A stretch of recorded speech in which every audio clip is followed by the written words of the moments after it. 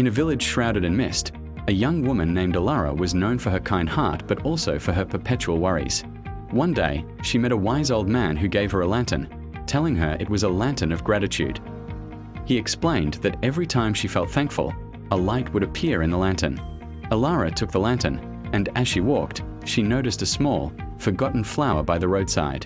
She felt a pang of gratitude for its simple beauty, and a tiny light flickered in the lantern. Later, she thanked a baker for a warm loaf of bread, and another light appeared. As days turned into weeks, Alara made a conscious effort to find things to be grateful for. The warmth of the sun, the sound of laughter, the comfort of her home. Each moment of gratitude added a new light to her lantern. The more light she collected, the brighter her lantern shone, and the lighter her own heart became.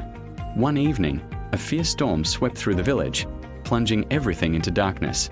The villagers were frightened, but Alara's lantern of gratitude cast a steady, comforting glow. Guided by its light, she helped her neighbors secure their homes and find shelter.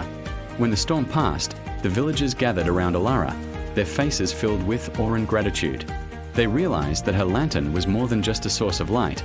It was a symbol of hope, and a reminder that even in the darkest of times, there is always something to be thankful for.